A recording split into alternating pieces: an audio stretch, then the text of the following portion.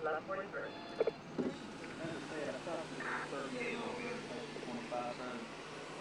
going to give you a warning. Everything comes back good on your license. You need to slow down.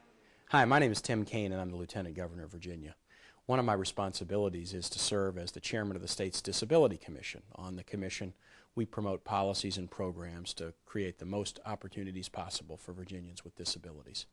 I'm here today to introduce a program, a wonderful program called Visor Alert, that is jointly sponsored by the Virginia Association of Chiefs of Police, the Virginia Department for Deaf and Hard of Hearing, and the Department of Motor Vehicles. This is a program, and a simple one, that helps police officers communicate more effectively with Virginians who have hearing disabilities, and also those citizens cooperate more effectively with law enforcement.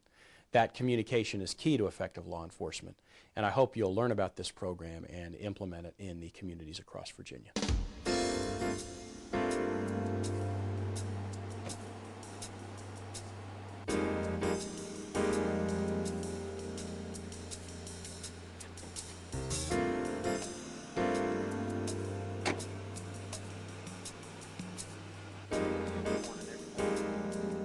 All the activities a law enforcement officer conducts, none has a greater potential for danger than a traffic stop.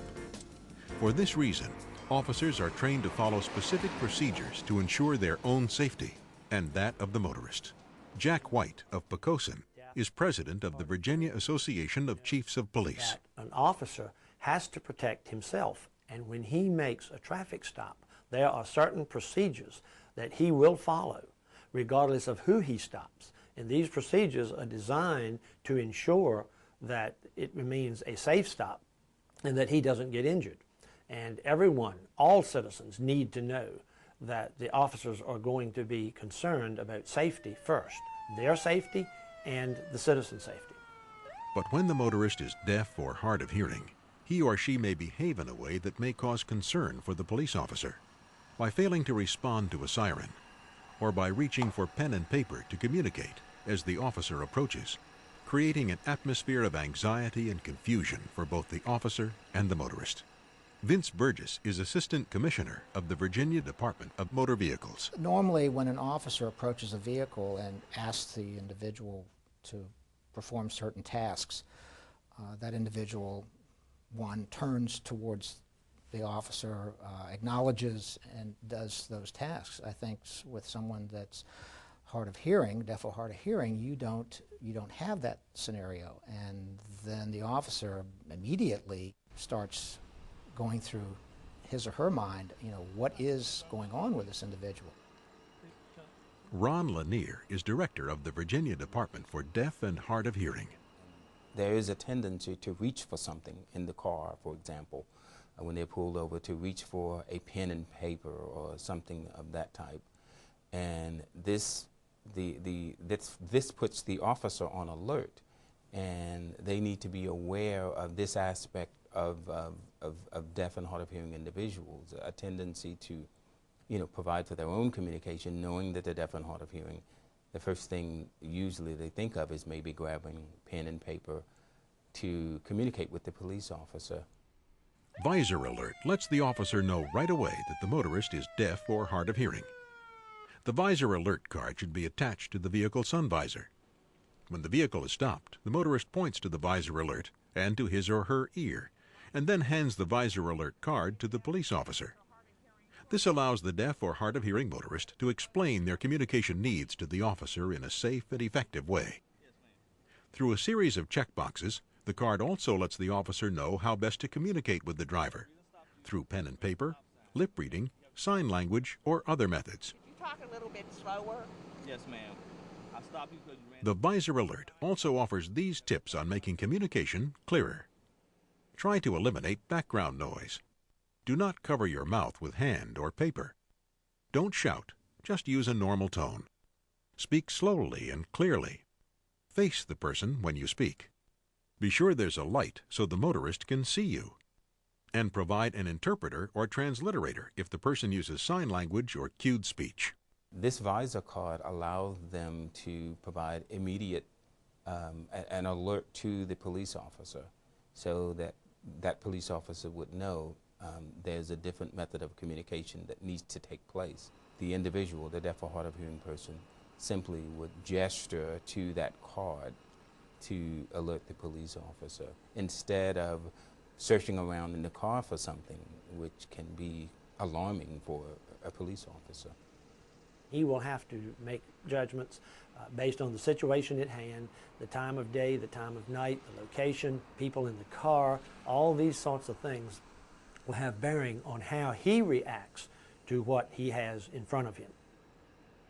Even with the card and the fact that he knows these people may be hard of hearing, he is still responsible to provide for his own safety and to act accordingly.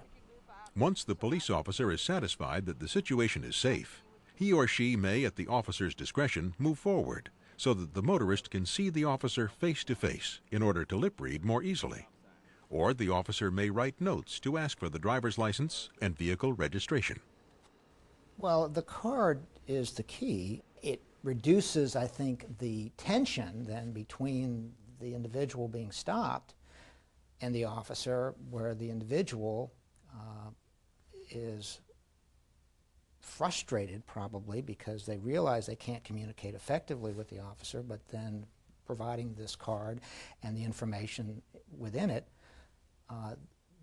it levels the playing field, so to speak. It gives then the officer and the individual operator of the vehicle the same in understanding that the communication has to occur in different ways.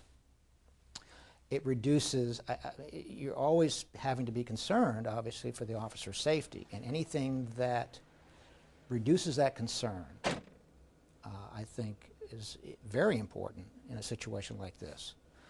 Because the officer didn't stop you to tell you to have a nice day. Obviously, you did something that brought to his attention or her attention an infraction of the law.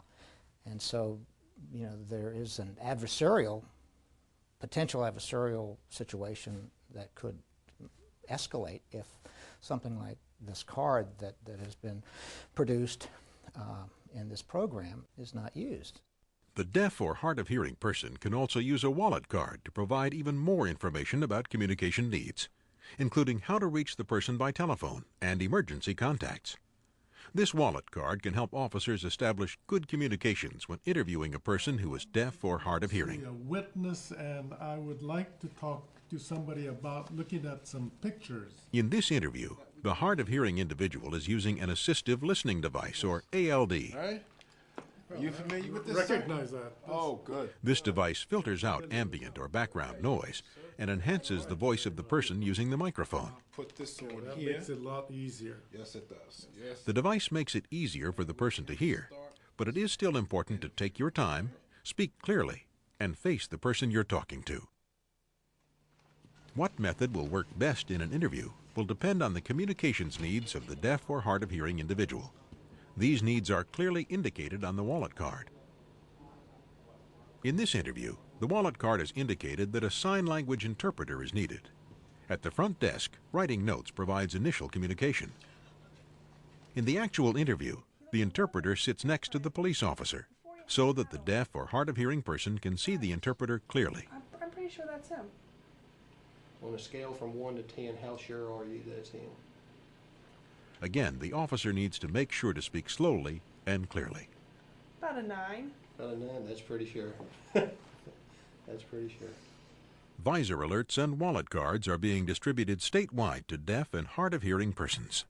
As director of a state agency that services deaf and hard of hearing within the state of Virginia, we're very excited about this opportunity to provide, to assist in the provision of the Visor alert cards as well as the wallet cards. We're also excited about the joint efforts between various agencies to make this happen, because it is through this effort that we're bridging the communication between the deaf and hard of hearing and other state agencies and other individuals. For example, the wallet card can be used just going into a doctor's office to facilitate communication.